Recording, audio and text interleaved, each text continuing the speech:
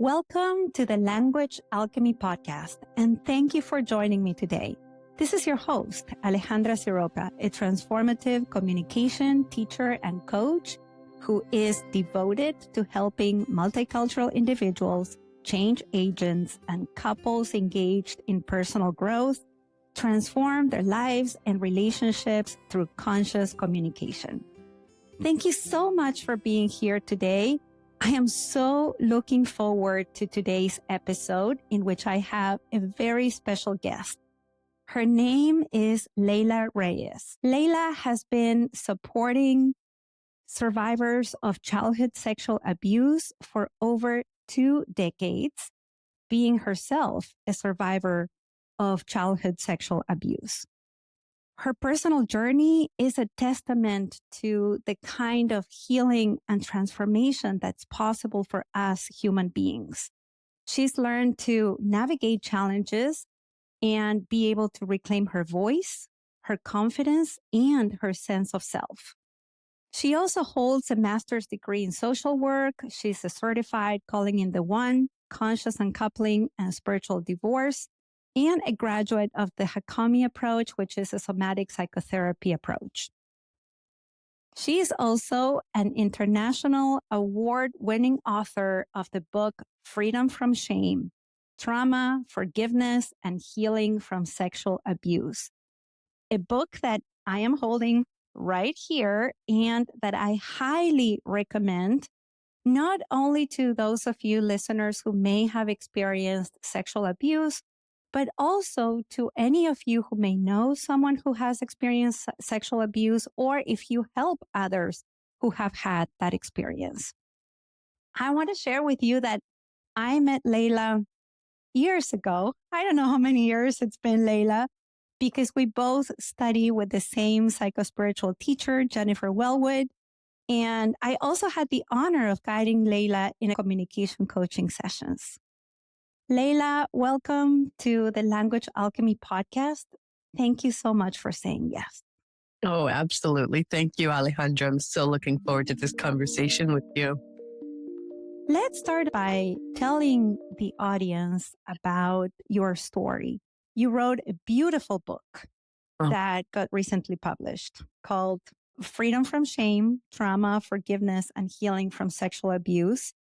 Tell us a little bit about your story that led you to write this book.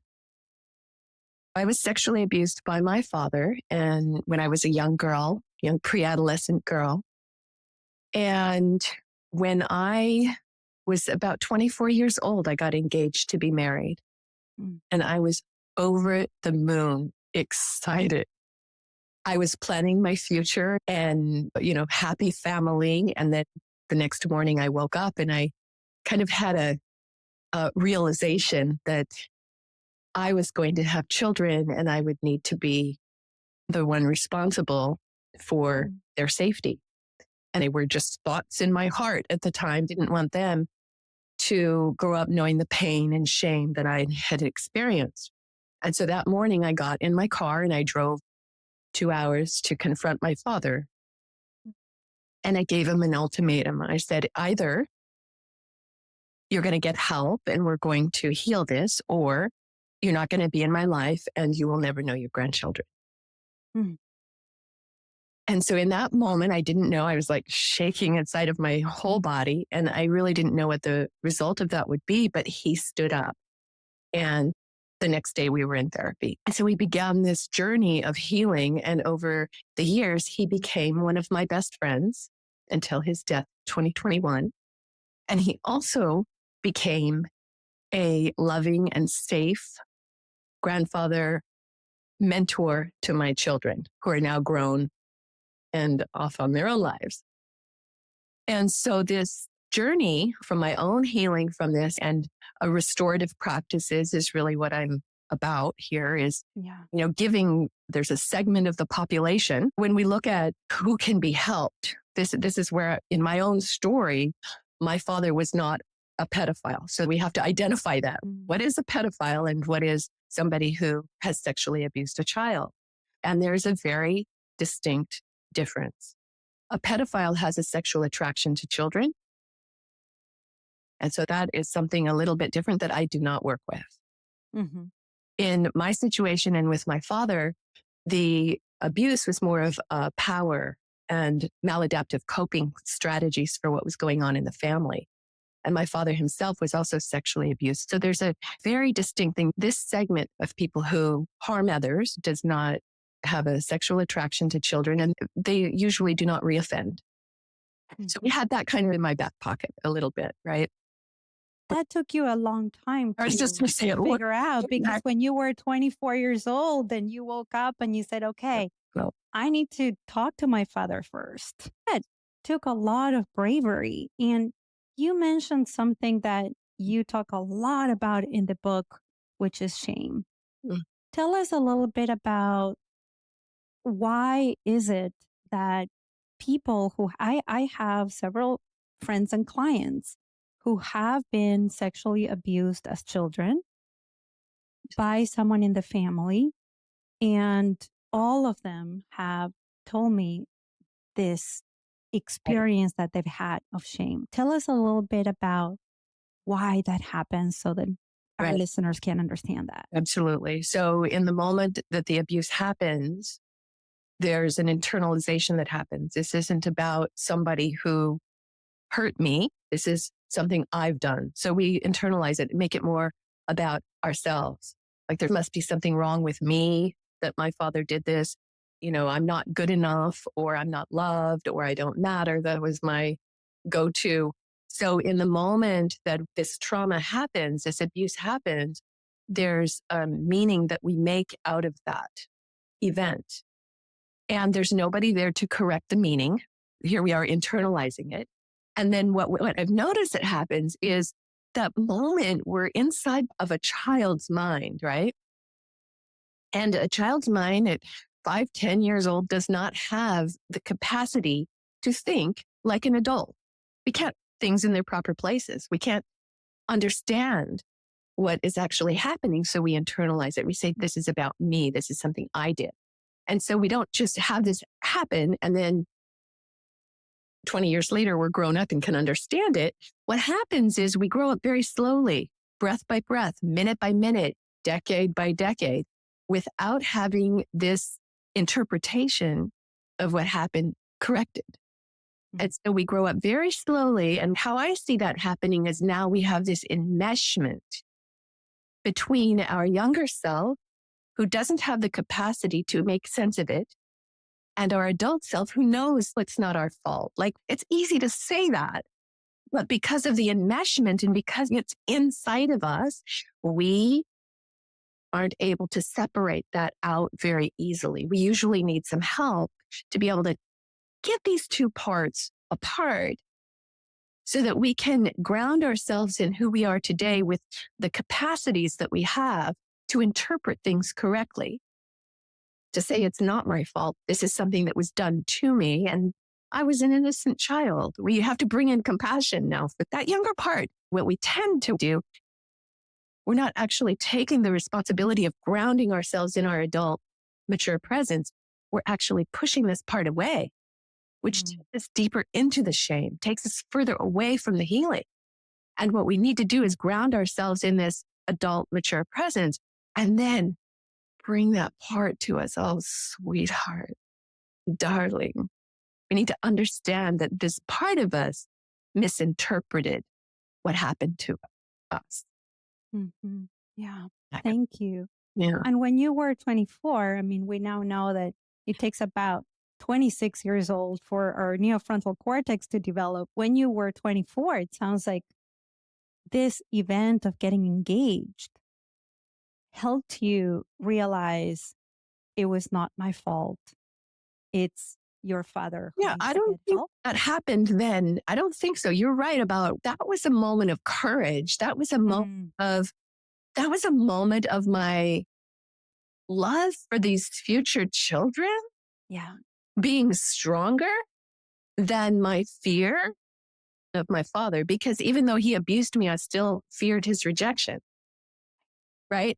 And so for me, it was like, maybe if I had waited a couple more days, I never would have confronted him. Right. But Mm-hmm. I went, abuse? Like I'm going to have children abused, or they're going to be abused, or they're not going to be abused. And I went, well, I have to do something about this. So it was a moment of courage that just blazed inside of me. It was like I was driven to have this Yes. conversation, but that was not the end of it. That was the beginning of my journey. Right. It was many years, many, many years, and a lot of therapy and coaching, examining what was Mhm. actually true Yeah. about what happened, and then research. And then when I started working on this book, which has been also like a decade that I've been working on it, Mhm. right? Bringing this information and studying it, and then working with Jennifer and seeing, oh, this is who I am. And to step into this place of not letting the abuse define me, right? Yeah. The abuse happened to me. It isn't me, which, part of this to be able to look at the shame and how do we kind of get free of the shame for me, it started when I first confronted my father because it had been inside my body. And so then to start speaking it, to start bringing it into language and externalizing it, which again didn't happen overnight. It took many times of saying it. In the beginning, I would just cry, or I would just Mm. like be crushed, or I would feel the victimization of it even. Mhm.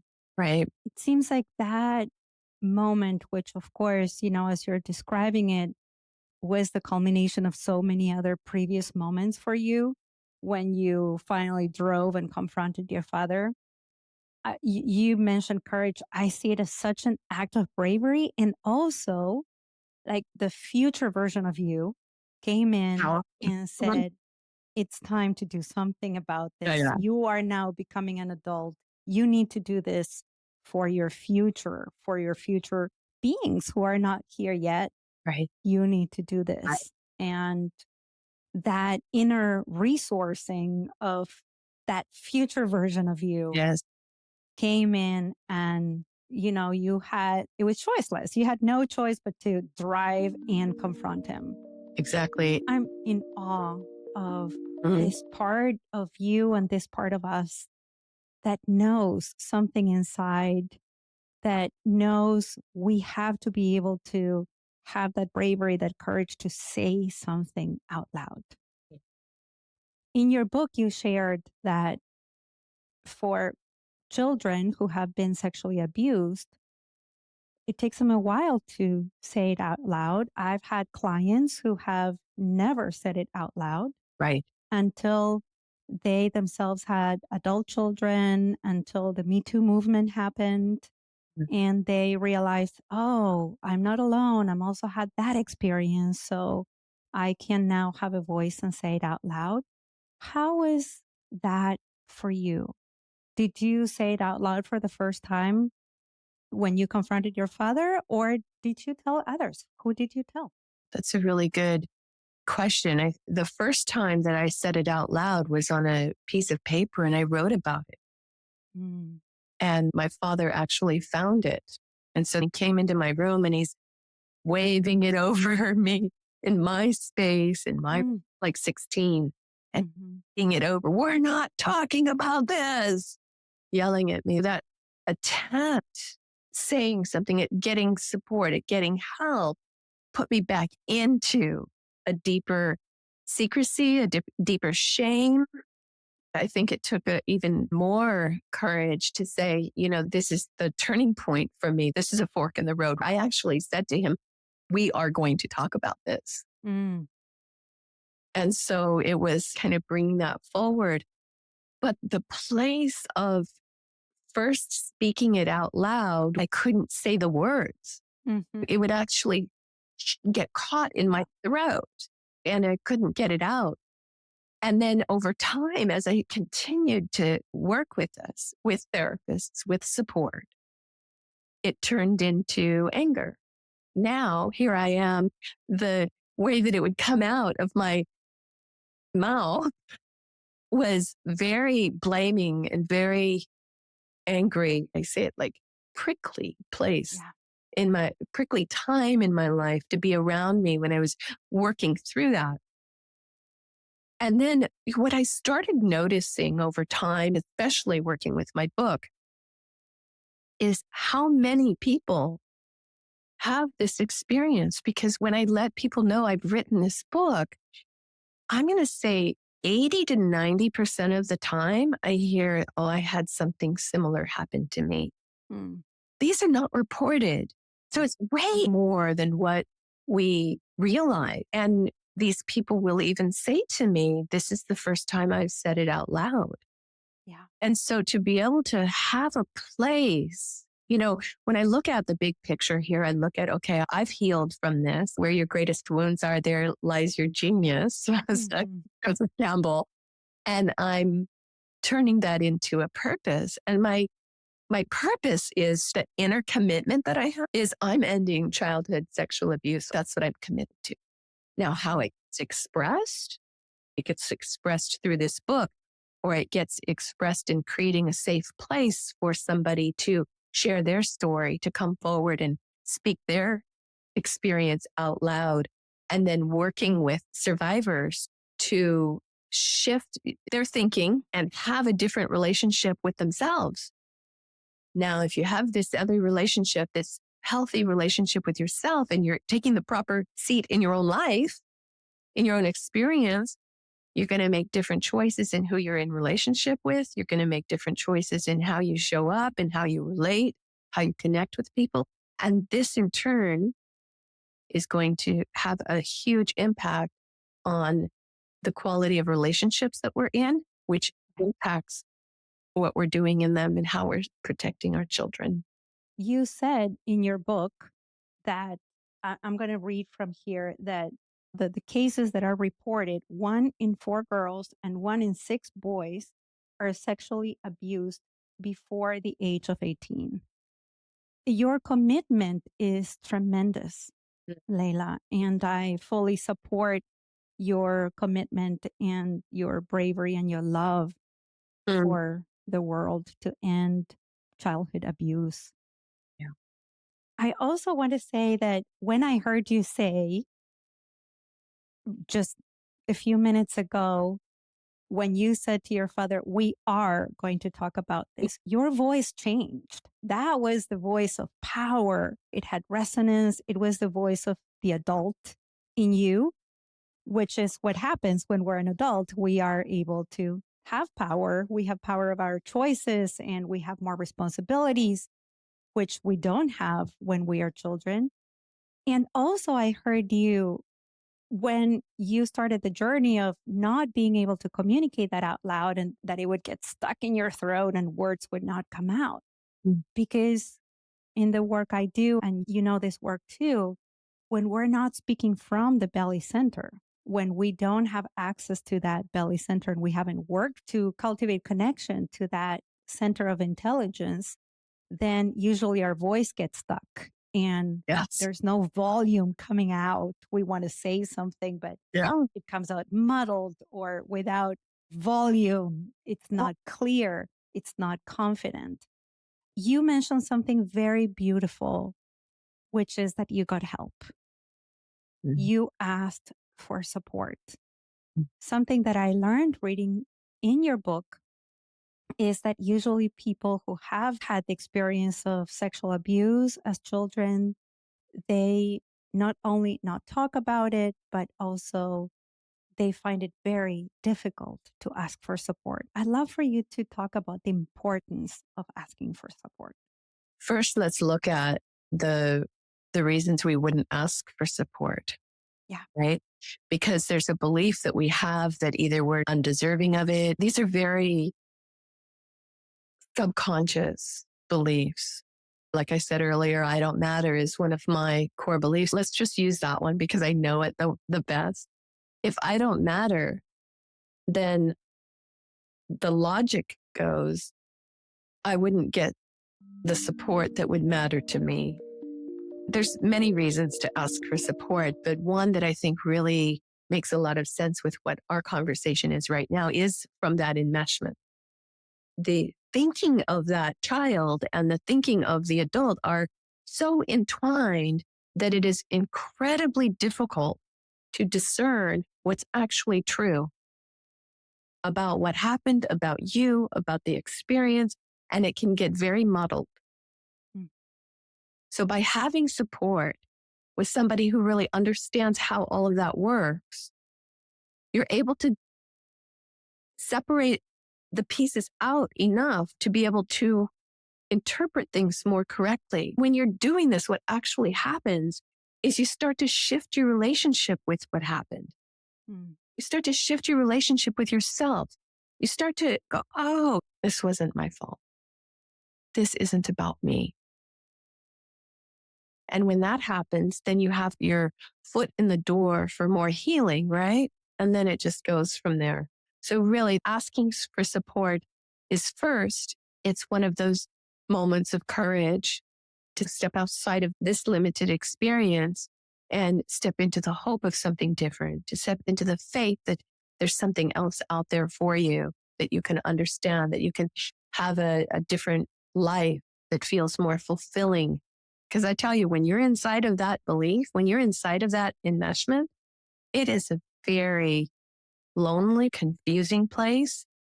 And it's really difficult to experience the fullness of your life when you're inside of that limitation.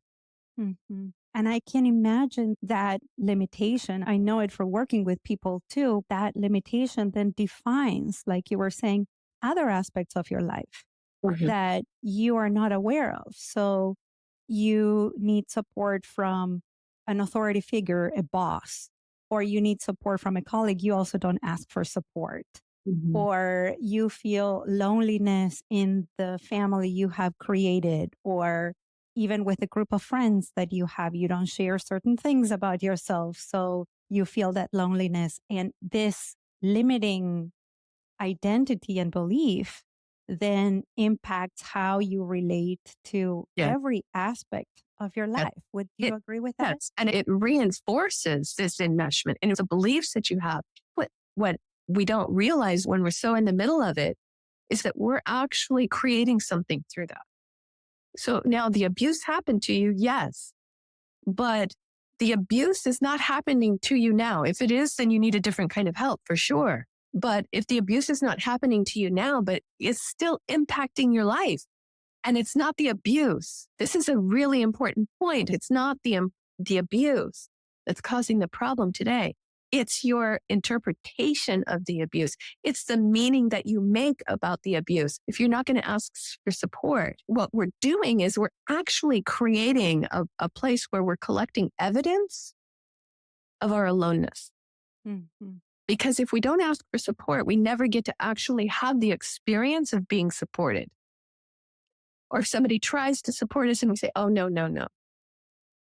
We never get the experience and the evidence that maybe people are there for us. Maybe we aren't alone. So we have to take the risk. And so then we start to get a different experience of ourselves. And then we can see that we're actually the source of this experience that we're having now. If you want to have a different experience, then ask for support. And then you'll also be the source of being supported. Yes. Does that make sense? Absolutely. You know, in neurolinguistic programming, which is one of the modalities I've studied, we usually say that our brain attracts what's familiar. And you say it in your book in a different way, that people who have been sexually abused as children, they don't ask for that support because it was usually one of the people who were supposed to be part of their support system who committed the abuse. Right. Then later on, they feel attracted to partners or people in their lives who are not supportive. Right. Right. And Right. because that's the place psychologically where that's the familiar experience. Right. It's safer. The perception of safety. And Yes. perception of safety. That's right. Remember how I was talking about how we just do this so slowly over time, right? But what we're doing is we're creating a world here, a world that says I don't matter. And there's a gravitational pull to that and a familiarity to that. So in order to leave this world that says I'm not supported and go over to this other world where you're supported, it takes an enormous amount of energy to go over here and live in this world. It's like if you want to leave the gravitational pull of the earth, you need some rocket fuel. Yes. Right? So in my book, I talk about this too, where it's the gap between these two worlds. And inside this gap, it's a very shaky place. It's unfamiliar. It's uncomfortable. It can feel scary. But what you're doing inside of this gap between the old world, where you're inside of the identity of I don't matter, and moving to this new world where you matter to yourself, and it's reasonable that you would expect other people to matter to treat you like you matter, right? Mm-hmm. Different worlds, different beliefs, different thinking, different speaking. It's like going to a foreign country, completely different world. And so this place inside the middle, that gap in between, is the fertile soil. It's the place where you try things on, where you practice things, where you entertain new ideas, new ways of thinking, new ways of being. Can I share the 4 steps of transformation and how that works? Absolutely. Okay. Yes. There's 4 stages to it. A first stage is unconscious incompetence. Unconscious because you're not aware of it. Incompetence because you don't know what to do about it. You don't know how to do it. But inside of this stage of unconscious incompetence, it's familiar. You don't have to think about it. You just wake up in the morning and you put on your shoes and you're on automatic behavior. You don't realize there's a problem. Before I was 24, even though I was sexually abused, I didn't realize that there was a problem. Insight. I'm going to have kids. Something has to happen. So this moment of insight takes us into conscious incompetence. Now I'm aware that I've got something going on here, but I don't know how to do it. As soon as you move into conscious incompetence, you're asking, how do I do it? Yeah. What can I do? So this is the stage where people usually will start to get help, Mm-hmm. ask for help. They're going, I need help because I know this is a problem, this pattern in my life or this way of being, and I need help to figure it out. That's when you hire a coach, a therapist, and that's when you enter the gap, practicing things in the world, practice asking for help. And you move into what I call conscious competence. So now you're aware of it and you have some competence. So you're collecting the evidence that this is working. But in this place of conscious competence, it requires vigilance. You have to be aware all the time because you have conscious competence. The moment that you fall back, right? Because you lose awareness, you forget what you're doing, you forget where you are, and you fall back into the old way of being. Mm-hmm. And so you practice that enough and you end up staying here less and less and you catch it sooner. You practice this enough in conscious competence, and over time, you move into unconscious competence where you're living in this new place. And I'm going to tell you, to be living in a world where I know my inherent value, to be free of the beliefs and the thoughts that I had and the ways of showing up in the world, the ways of relating to people, it's worth the journey. In terms of asking for help, you've mentioned both therapy and coaching. And I have it on my website, the differences of therapy and coaching. And I loved seeing on your book that you also have a table, just like I do on my website, for some of our listeners who may have been the victims of sexual abuse as a child. Can you tell them a little bit about how to decide whether they need to work with a therapist or a coach, and especially since you work with both and you also do coaching, you went to social work school, so you have exposure to both practicing and receiving these modalities. Yeah. I think one of the core ways to determine whether you would be a candidate for coaching versus therapy is, what does your daily life look like? Like, are you able to get through the day? How much is this impacting your daily life? I think that's really an important awareness to have. And in that case, you would really want to start working with a therapist. If you have clinical depression, if you're not sure if you do, you should talk to somebody. Clinical depression several years ago, and it was excruciatingly painful. And I didn't know that that's what was going on, but it was impacting everything about my life. You can look at things like, for me, I wasn't eating. I weighed about 100 pounds. Wow. And I'd lost 30 pounds, something like that. How is your daily life going? So if it's a diagnosable mental illness, then it is more important to go and work with a therapist. A therapist is also going to help you understand the why things are the way things are right now. Sure. And I think when you go into the conscious incompetence, then working with a coach and looking at how you want things to be different than how they are now, Yeah. then a coach is going to help you work through your goals and reach your goals. Mhm. And in the process, yes, we're going to untie some knots that are preventing you from reaching your goals, Yeah. but we're not going to talk about why did these knots form? That's the work of therapy. Mhm. Do you agree with that? I do agree with that. And I do have to say that there is a way that I work as a coach where there is a little bit of crossover of the understanding of it and this place that I talked about of interpreting it correctly. Know what it is that you think, how you're interpreting this so that we can correct your thinking, right? And I say correct your thinking, not as there's something wrong with you, but it's harming you. This thinking is a way of, I'd say for me, it felt abusive. Mm-hmm. Yes. Thinking felt abusive to myself.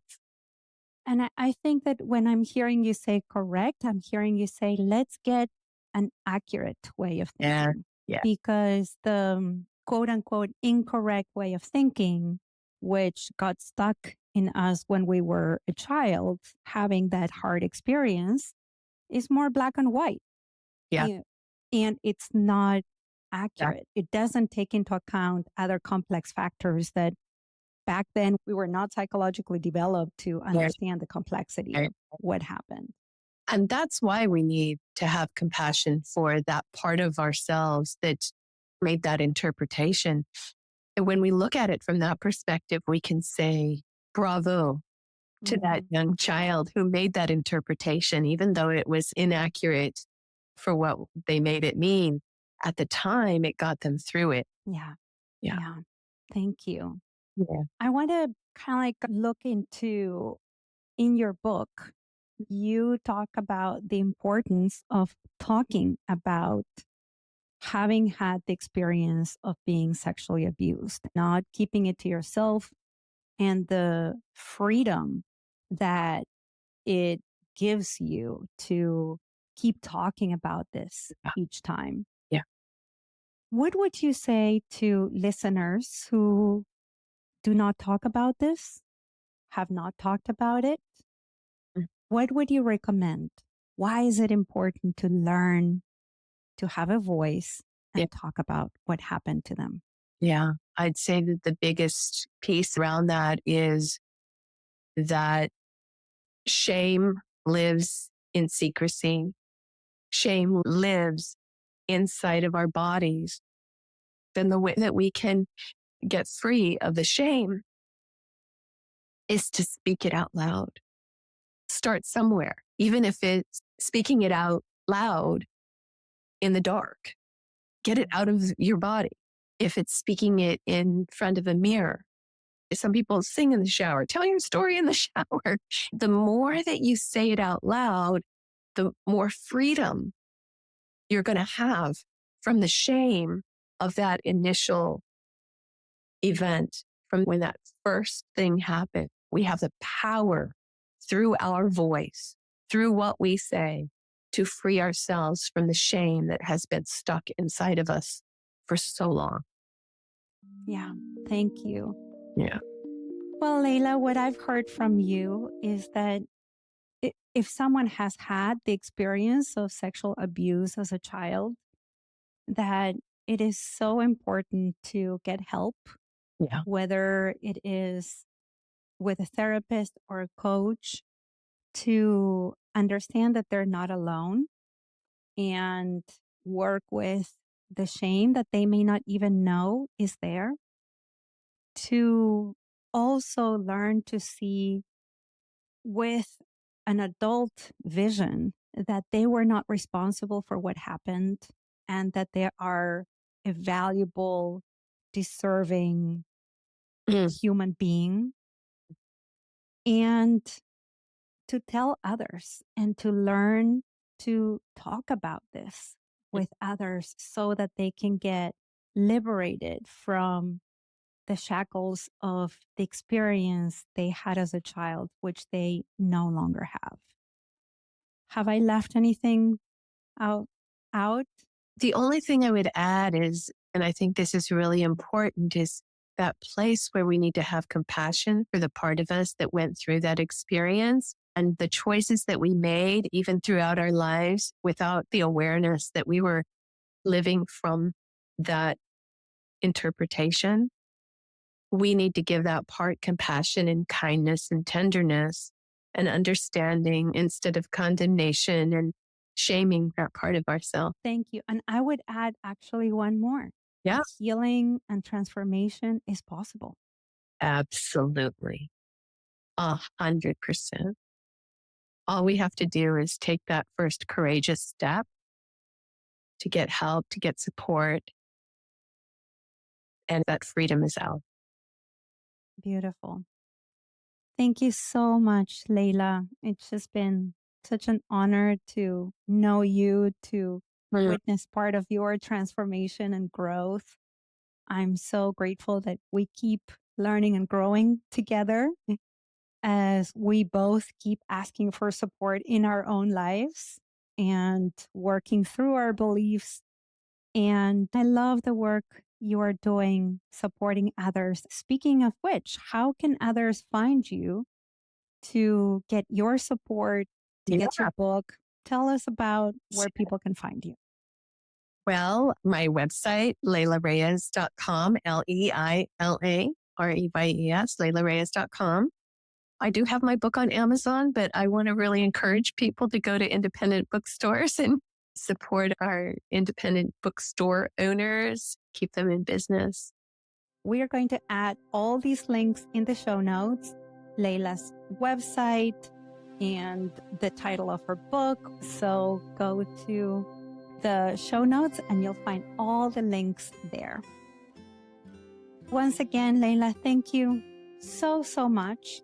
And I want to say to all of you listening, until next episode, and as we say in Argentina, ciao, ciao. Ciao, ciao. Original music by Gary LaPoe. You can find all links in the show notes at languagealchemy.com.